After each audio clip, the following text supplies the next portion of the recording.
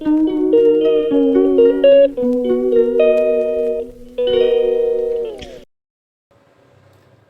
اللہ الرحمن الرحیم۔ السلام علیکم۔ عمران خان پر قاتلانہ حملے کا تیسرا دن ہے، 3 دن پورے ہو چکے ہیں، لیکن ملک کے سب سے مشہور لیڈر اور پاکستان کے سابق وزیر اعظم پر حملے کے 3 دن گزرنے کے باوجود ایف آئی آر نہیں درج ہو سکی۔ اب تک کی اطلاعات کے مطابق ایف آئی آر درج نہیں ہو سکی۔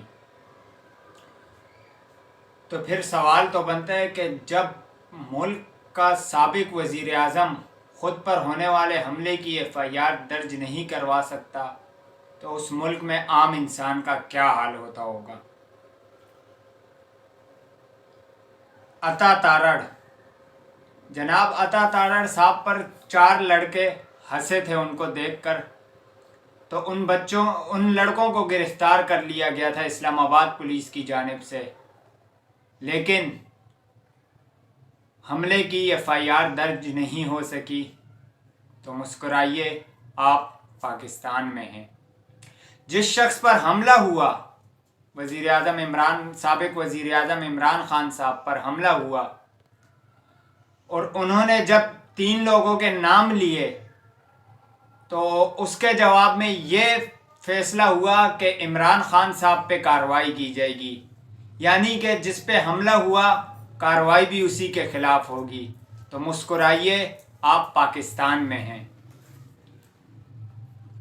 یہاں مزار قائد پر سیاسی دنگل لگانے والے اور مزار قائد کی بے حرمتی کرنے والے کو جب سندھ پولیس نے گرفتار کیا تو راتوں رات ہلچل مچ گئی، اور راتوں رات ایک طاقتور شخص نے سندھ کے طاقتور شخص کی پوسٹنگ بدل دی، تبادلہ کرا دیا گیا، لیکن عمران خان پر حملے کی ایف آئی آر میں ایک طاقتور شخص کا نام شامل نہیں کیا جا رہا۔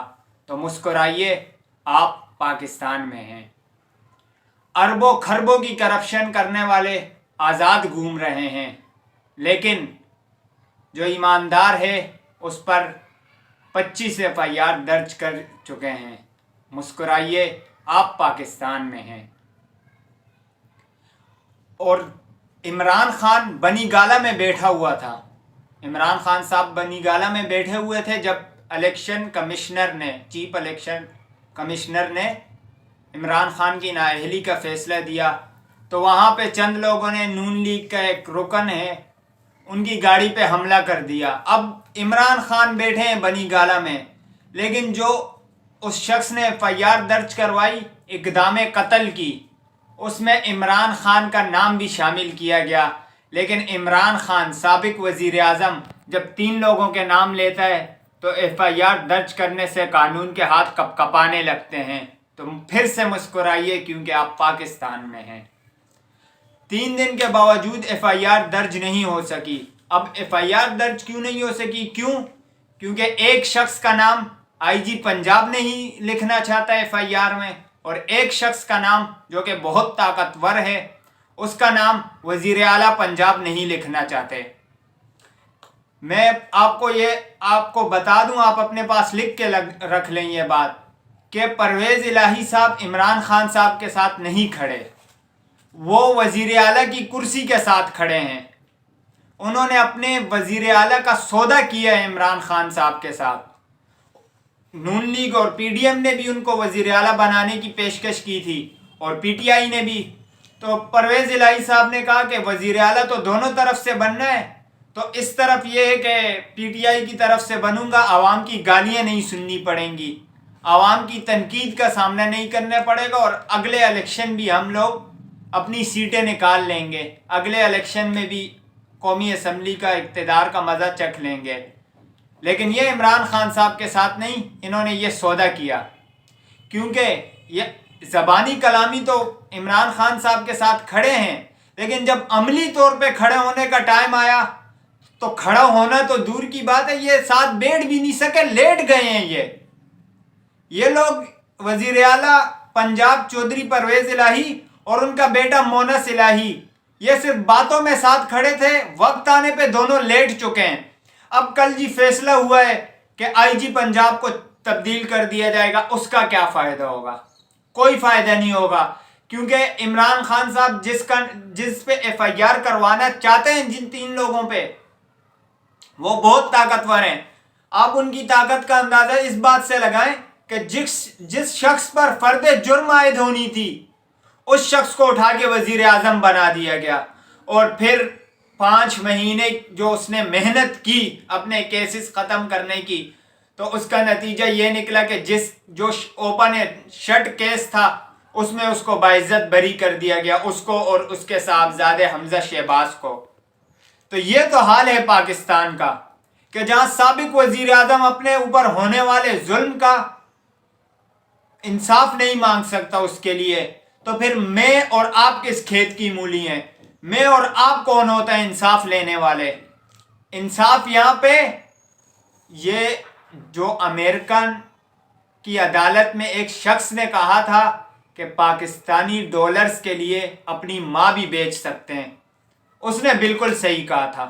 آج ہم ثابت ہو رہا ہے، ہم نے وہ بات تو نہیں سنی، لوگوں سے سنی، اس وقت تو ہم موجود نہیں تھے، لیکن ہم اس کے عینی شاہد تو ہیں، ہم دیکھ تو رہے ہیں۔ اور دوسرا اور جو اس نے کہا بالکل سچ کہا، اس کا یہ مطلب تھوڑی تھا کہ میں اپنی ماں بیچ دوں گا یا آپ اپنی ماں۔ یہ وطن جس وطن میں آپ رہتے ہیں وہ آپ کی ماں ہوتی ہے۔ وہ یہی کہنا چاہ رہا تھا کہ ڈالرز کے لیے لوگ پاکستان بیچ دیں گے، اپنی ماں بیچ دیں گے، اور یہی امریکنز نے عدالتوں کے بارے میں بھی کہا تھا کہ عدالتیں کھوٹیاں ہیں، پاکستان کی عدالتیں کھوٹیاں ہیں، جہاں صرف امیر آدمی کو ملتا ہے، بس غریب آدمی کے لیے یہاں کوئی انصاف نہیں ہے، طاقتور کو ملے گا بس، اور کسی کو بھی نہیں ملے گا۔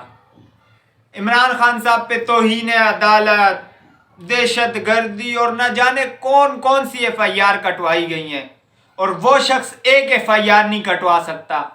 ملک کا سابق وزیر اعظم اور قائد اعظم کے بعد پاکستان کی تاریخ کا سب سے مشہور ترین لیڈر ایف آئی آر نہیں کٹوا سکتا، تو اس ملک میں، یعنی پنجاب میں پی ٹی آئی کی صرف سیٹیں ہیں، حکومت نہیں ہے پی ٹی آئی کی، حکومت پی ٹی آئی کی نہیں ہے، نہ اسلام آباد میں نون لیگ کی ہے، نہ سندھ میں صرف ان کی ہے، زرداریوں کی، کیونکہ ان کے تعلقات اچھے ہیں طاقتور لوگوں کے ساتھ، اور ہمیشہ سے ایسے ہی ہوتے آئے ہیں۔ تو اب اصل سوال یہ ہے کہ عمران خان کے ساتھ یہ سوتیلا پن کیوں کیا جا رہا ہے؟ اس کی ایک نہیں کئی وجہ ہیں، کیونکہ عمران خان اس گلے سڑے بدبودار نظام، کرپٹ نظام کو سوٹ نہیں کرتا، وہ سوٹ نہیں کرتا۔ ان 2 پارٹی سسٹم کو توڑ دیا اس نے، تو وہ کیسے سوٹ کرے گا اس سسٹم کو؟ یہ سسٹم ہی 2 پارٹی کا تھا۔ وہ سوٹ ان لوگوں کو بھی نہیں کرتا کہ جن کی یہ خواہش ہوتی ہے کہ ہمارے بوٹ پالش کیے جائیں، اور عمران خان بوٹ پالش کرنے والوں میں سے نہیں ہے، تو وہ ان کو بھی سوٹ نہیں کرتا۔ عمران خان صاحب ان کو بھی سوٹ نہیں کرتا کہ جو کہتے تھے کہ جب ہم کہیں ڈو مور تو آگے سے ہمیں جواب ملنا چاہیے جی حضور، جی حضور، لیکن اس بار جب ڈو مور آیا تو جواب آیا ایبسولوٹلی ناٹ، یہ جواب آیا، تو ان کو سوٹ نہیں کیا۔ یہ ان لوگوں کو بھی سوٹ نہیں کیا کہ جو پہلے ڈرون حملے کرواتے تھے، تو ان کو جواب ملتا تھا آپ ڈرون مارتے رہیے، ہم مذمت کرتے رہیں گے، اور ایسے ہی آپ بس خرچہ پانی بھیجتے رہیے ہماری طرف۔ لیکن اس بار جب ڈرون حملوں کی بات ہوئی تو اس نے کہا کہ عمران خان صاحب نے کہا میں اپنی ایئر فورس کو حکم دوں گا کہ اگر ڈرون آئے تو اس کو مار دینا، تو یہ سوٹ نہیں کیا ان لوگوں کو۔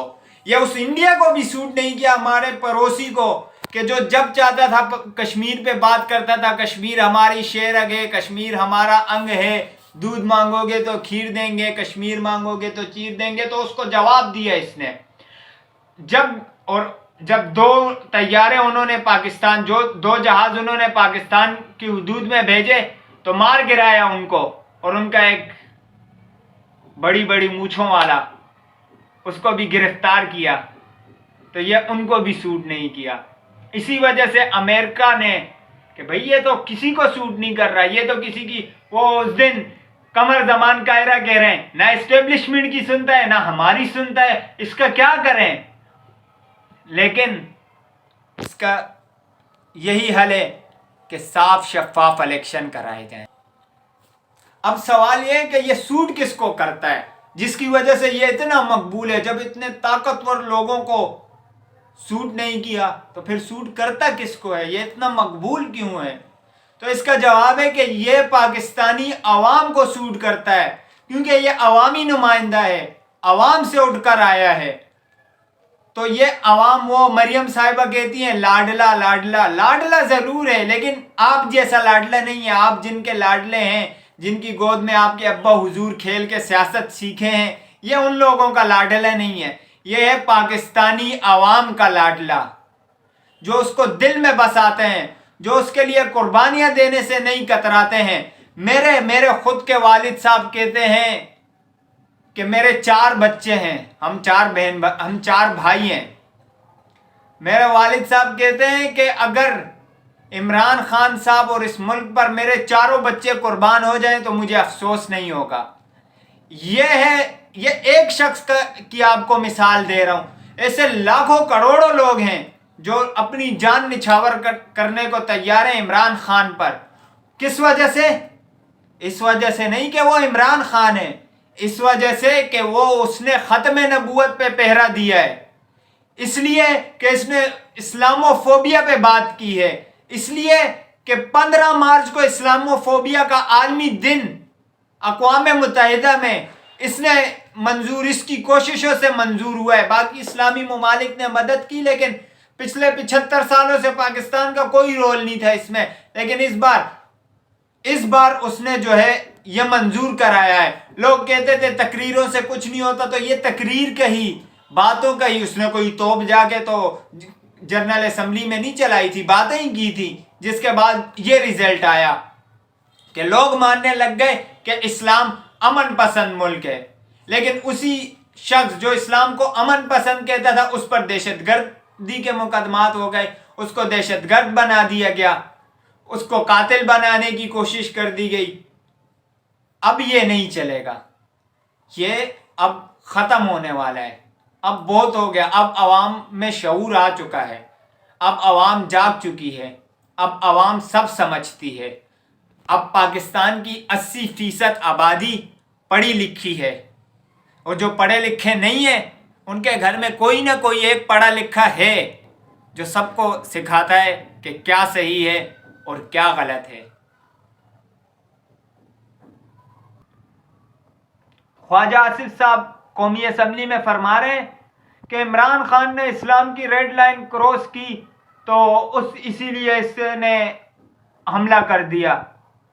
تو آپ پر تو حملہ نہیں ہوا جب آپ فرما رہے تھے میں امریکہ میں ایک چرچ میں عید کی نماز پڑھی، اور بے غیرت انسان، چرچ میں کون سی عید کی نماز ہوتی ہے؟ کون سے مولوی نے؟ پہلے تو اس مولوی کو جا کے پکڑو جس نے چرچ میں تمہیں نماز پڑھائی ہے، عید کی نماز۔ تو تم پہ تو کسی نے حملہ نہیں کیا، کوئی مذہبی جنونی نہیں اٹھا تمہارے اوپر۔ تم نے جو ریڈ لائن کراس کی ہے، جو امریکہ میں بیٹھ کے تم کہتے تھے ہم لبرل ہیں اور یہ جو ہے طالبان خان ہے، اسلام پسند ہے، تب تمہیں شرم نہیں آئی؟ تب تو کسی نے تم پہ حملہ نہیں کیا۔ جب تمہارے لیڈر نواز شریف نے کہا قادیانی ہمارے بھائی ہیں، تب تو اس پہ کسی نے جان لیوا حملہ نہیں کیا۔ اور وہ لوگ جو عمران خان کو گولی لگنے کا مذاق اڑا رہے ہیں ان کے لیے ایک پیغام ہے، لیکن ویسے ان کا بھی قصور نہیں ہے۔